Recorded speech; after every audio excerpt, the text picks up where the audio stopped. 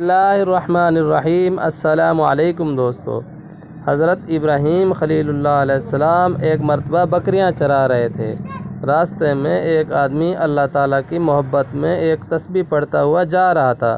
حضرت ابراہیم علیہ السلام کو یہ جملے بڑے اچھے لگے، اور ظاہر بات ہے کہ جس سے محبت ہوتی ہے اس کے ذکر سے دل کو لذت ملتی ہے اور دل اس کے لیے بے قرار ہوتا ہے۔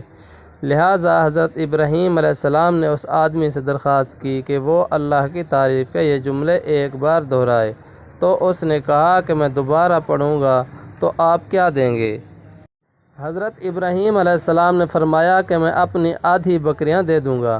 اس نے وہ تسبیح دوبارہ پڑھ دی اور آپ نے اپنی آدھی بکریاں اس کو دے دیں، مگر جب آپ نے ان جملوں کو سنا تو محبت خداوندی سے اور زیادہ بے قرار ہو گئے اور اس سے ایک بار پھر پڑھنے کی درخواست کی، تو اس نے پوچھا کہ اب کی پڑھوں تو کیا دو گے؟ حضرت ابراہیم علیہ السلام نے فرمایا کہ آدھی بکریاں دے دوں گا، تو اس نے پھر ان جملوں کو پڑھ دیا اور آپ نے باقی بکریاں بھی اس کو دے دیں، مگر ابراہیم علیہ السلام کی پیاس نہیں بجھی۔ آپ نے اس سے پھر پڑھنے کے لیے فرمایا تو اس نے کہا کہ اب تو آپ کی ساری بکریاں ختم ہو گئیں، میں اب پڑھوں گا تو کیا دو گے؟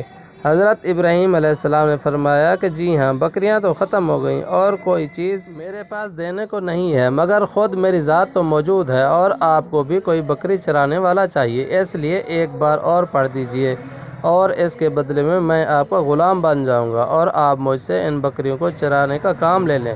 اللہ اکبر۔ یہ سن کر اس آدمی نے کہا کہ دراصل میں اللہ کا فرشتہ ہوں، تمہارا امتحان لینے آیا تھا کہ آپ کو اللہ سے محبت کتنی ہے، یہ میں دیکھنا چاہتا تھا۔ آپ کامیاب ہو گئے، یہ لیجیے آپ کی بکریاں۔ اللہ اکبر۔ کیا عجیب محبت تھی، کیسا عشق تھا کہ ایک بار اللہ کا نام لینے سے اور اس کی تسبیح بیان کرنے پر پہلے تو ساری بکریاں دے دیں، پھر خود اپنی ذات کو غلامی کے لیے پیش کر دیا۔ سبحان اللہ۔